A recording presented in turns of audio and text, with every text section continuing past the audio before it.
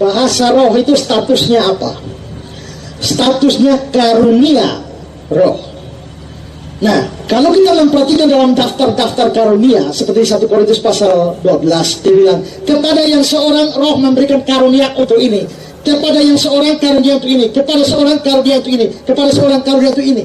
Berarti bahwa karunia itu tidak pernah diberikan untuk semua orang, hanya orang-orang tertentu yang dapat.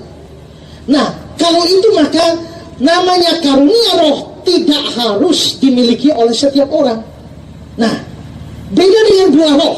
Kalau buah roh itu sukacita, damai, sejahtera, dan sebagainya, saudara harus punya. Kalau tidak punya, saudara bukan anak Tuhan. Saudara belum percaya. Kenapa? Waktu saudara percaya Yesus, saudara dapat Roh Kudus. Kalau Roh Kudus ada, Roh Kudus pasti akan bekerja membuat satu pengudusan. Dan dari pengudusan itu muncullah buah roh. Maka tidak ada buah roh itu berhubungan langsung dengan iman saudara. Tapi karunia roh itu tidak berhubungan dengan iman saudara, karena seorang bisa punya karunia ini, tapi yang lain tidak punya. Nah, bahasa roh ini statusnya itu adalah karunia roh, maka mewajibkan setiap orang untuk berbahasa roh. Itu sudah salah, ya, itu sudah salah.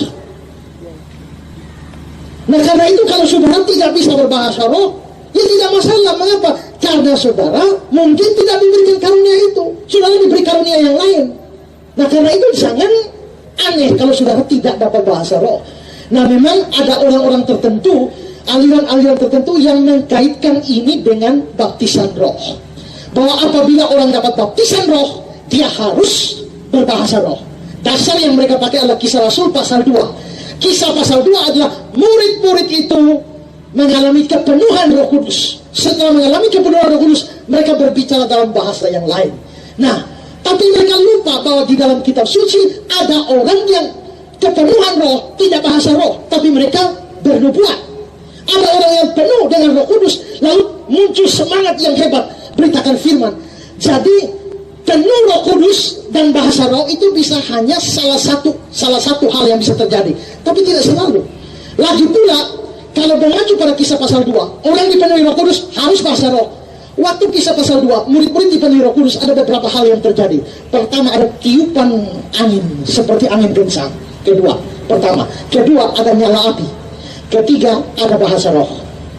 Itu Kisah pasal 2. Sekarang, orang-orang yang berkaca atau berdasar pada Kisah 2, mereka bahasa roh. Mengapa cuma bahasa rohnya saja? Anginnya mana? Lidah apinya mana? Tidak ada. Kenapa? Karena angin dan lidah api sukar dipalsu, tidak bisa direkayasa. Tapi bahasa roh bisa. Kalau mau konsisten berdasarkan Kisah 2, jadi semua, jangan hanya satu. Lagi pula, kok murid-murid bicara bahasa di Kisah pasal 2, mereka bukan bicara bahasa dari surga, itu bahasa di dunia. Pada waktu itu banyak orang hadir di situ, dan mereka heran, mengapa mereka bisa berbicara dalam bahasa-bahasa yang kita pakai di negeri asal kita, Media, Elam, Mesopotamia, Arab, dan sebagainya. Berarti mujizat bahasa dalam Kisah pasal 2 itu bukan bahasa surga, bahasa di dunia. Mujizatnya adalah murid-murid bisa bicara bahasa itu tanpa mempelajarinya. Jadi itu bahasa Yunani adalah glossolalia. Dan saudara, namanya bahasa itu ada kosakata, ada vocabulary-nya, ada vocabnya.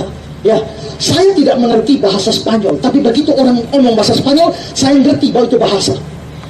Saya tidak tahu bahasa Portu, tapi orang begitu ngobrol dalam bahasa Portu, saya ngerti itu bahasa, walaupun apa artinya saya tidak tahu. Tapi kalau hanya hula bala bala bala sikila bala bala, apa itu?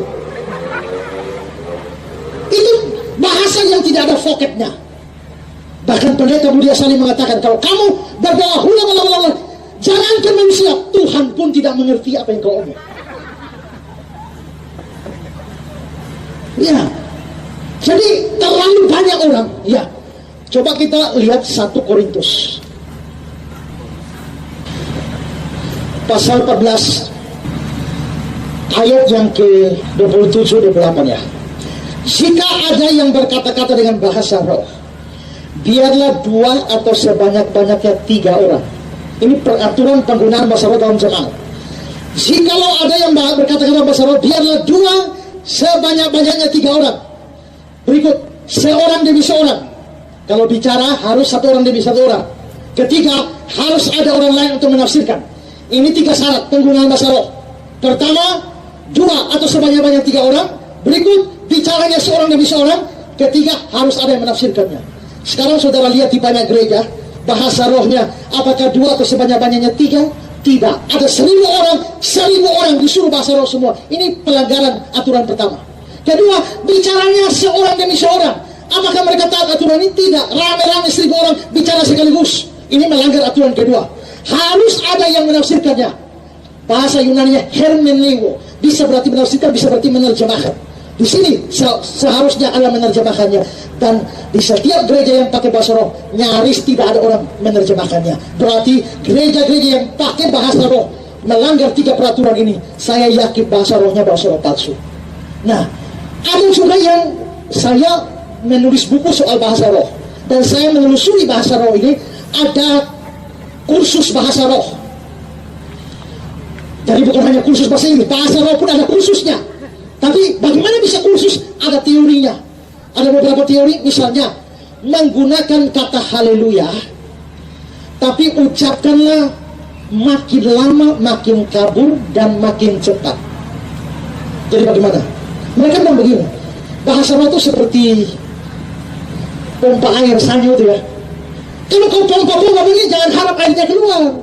Mesti ada air sedikit untuk pancingan. Dan setelah air sedikit untuk pancingan, baru keluar. Begitu juga, kalau kau tunggu kapan kau bisa bahasa roh, kau tidak akan bisa bahasa roh. Mulai bicara lebih dulu. Nanti Tuhan akan pakai lidahmu untuk memunculkan bahasa roh. Nah, bagaimana pancingnya? Ada teori. Pertama, ucapkanlah kata haleluya, makin lama makin cepat dan kabur. Haleluya. Oh, haleluya. Haleluya. Haleluya, haleluya. Haleluya, haleluya, haleluya, haleluya, haleluya, haleluya. Itu teori pertama. Teori kedua adalah pakai la la la. La la la la la la la la. Oh, la la la la la la la. La la la la la la la. Jadi teori yang ketiga adalah ucapkan kalau kamu masih ngomong, otakmu masih mengerti, kamu tidak bisa bahasa roh. Jadi ucapkanlah kata-kata atau kalimat-kalimat yang kau tidak mengerti. Coba apa? Baca kayak kursi meja, ngerti? Ngerti. Pakai kata yang tidak kau mengerti. Apa? Coba omong sesuatu yang tidak kau mengerti. Langit bumi, itu mengerti. Yang tidak kau mengerti. Tidak kan? Nah, itu munculnya bahasa roh.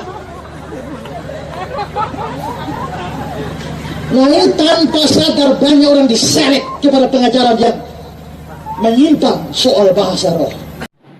Nah, pengajaran bahasa roh ini sering terjadi dalam kalangan Kristen sendiri, seperti yang dikatakan oleh pendeta Esra Suruh. Bahasa roh yang dipelajari ini benar-benar terjadi di dalam kekristenan, dan Mimin pernah mengalami hal yang serupa. Pertama, kita diberi materi pembekalan mengenai bahasa roh, lalu ketika selesai sesi pembekalan itu dengan materi yang ada, lalu kita ditantang, jika saudara-saudara punya kerinduan untuk berbahasa roh, saya ajak kita maju ke depan. Lalu ketika kita maju, kita diajarkan seperti apa yang dikatakan oleh pendeta Esra Suruh, dan itu benar terjadi realita di dalam kekristenan, namun hanya di beberapa merek gereja tertentu, tidak semua gereja. Oke, lanjut Pak Esra Suruh. Kalau mengacu pada Kisah Rasul pasal 2, murid-murid pakai bahasa, mujizat bahasa dibuat supaya memudahkan pemberitaan Injil. Saudara, satu pengalaman yang dibagikan oleh pendeta Stephen Tom, waktu dia KKR di Rusia, waktu itu komunis berkuasa, sehingga mereka tidak bisa acara KKR di luar seperti ini. KKR-nya di gedung-gedung bawah tanah. Lalu orang Rusia hadir tidak ngerti bahasa Inggris. Stephen Tom tidak tahu bahasa Rusia, hanya bisa bahasa Inggris. Nah, maka pakai penerjemah. Maka KKR hari pertama, khotbah Inggris, translate Rusia. KKR kedua, khotbah bahasa Inggris, translate Rusia. Hari ketiga KKR sudah mau jalan, mau khotbah, tunggu-tunggu penerjemahnya tidak ada. Di mana? Berita datang, sudah ditangkap orang komunis. Sekarang khotbah sudah mau mulai. Pak Tong tidak tahu bahasa Rusia, pendengar tidak tahu bahasa Inggris. Apa yang terjadi? Beliau berdoa, Tuhan, apa yang terjadi, terjadilah. Saya akan berkhotbah dalam bahasa Inggris. Lalu dia naik mimbar dan dia khotbah dalam bahasa Inggris. Dia begitu tahu dalam bahasa Inggris, anehnya semua yang dengar ini perhatian sekali. Selesai khotbah, mereka datang pegang tangan dan mereka bilang, Pak Tong, kalau tahu Bapak bisa bahasa Rusia sebagus ini, hari pertama kedua tidak perlu penerjemah. Pertama ini terjadi. Berarti dia berkhotbah dalam bahasa Inggris, tapi yang didengar itu bahasa Rusia.